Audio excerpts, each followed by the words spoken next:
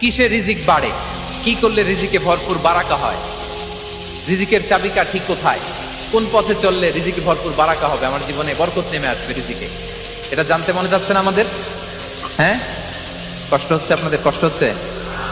তাহলে কি করলে রিজিকে ভরপুর বারাকা হয়, কি করলে আমার জীবনে ভরপুর বারাকা নেমে আসে, এই পয়েন্টটাতে আমরা একটু আলোকপাত করি।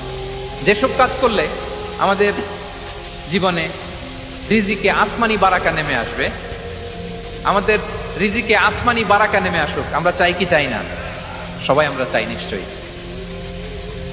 যে কাজ করলে রিজিকে আসমানি বারাকা আসে, এর এক নাম্বার হচ্ছে তাকওয়াল্লাহ, আল্লাহর ভয়। আল্লাহ তাআলা বলছেন, ওমাইয়াত্তাকিল্লাহা ইয়াজআল লাহু মাখরাজা ওয়া ইয়ারযুকহু মিন হাইসু লা ইয়াহতাসিব। যে আল্লাহকে ভয় করে, যে আল্লাহ সচেতন, আল্লাহ তাকে মাখরাজ, মাখরাজ মানে কি জানেন? ওই যে এক্সিট লেখা না এদিকে, এই এক্সিটকে আরবিতে বলে মাখরাজ, মানে কোথাও আটকাবেন না, বের হওয়ার রাস্তা আছে, কোথাও আটকাবেন না, বের হওয়ার রাস্তা আল্লাহ তাআলা অ্যারেঞ্জ করে দিবেন। You will have the way out from crisis. ক্রাইসিসে পড়লে, সংকট মোমেন্টে আল্লাহ তাআলা ওখান থেকে এক্সিটের ব্যবস্থা আপনাকে করে দিবেন। ওয়া ইয়ারযুকহু মিন হাইসু লা ইয়াহতাসিব, এমন জায়গা থেকে আল্লাহ তাআলা রিজিকের ব্যবস্থা করবেন যে সে কল্পনাও করে নাই। এরকম অনেক সময় হয় না যে আমি ভাবিও নাই যে এখান থেকে আমার রিজিকের বন্দোবস্ত হতে পারে, কোত্থেকে যে রিজিক চলে আসলো, এরকম জীবনে মাঝে মাঝে হয় কি হয় না? ব্যবস্থা করেন কে? যারা আল্লাহ তাআলাকে ভয় করে, যারা আল্লাহ সচেতন, তাদেরকে আল্লাহ তাআলা স্পেশাল রিজিক দিয়ে ধন্য করেন।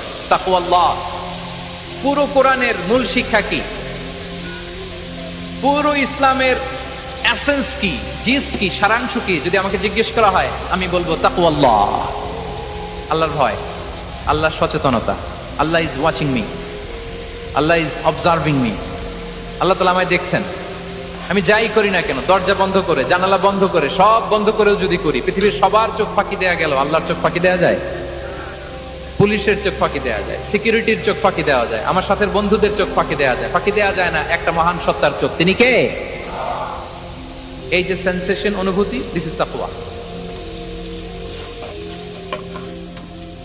এই অনুভূতিটার নামই হচ্ছে তাকওয়া, যে আমি যাই করি, যেভাবে করি, যখন করি, কেউ দেখে না, কিন্তু দেখে কে?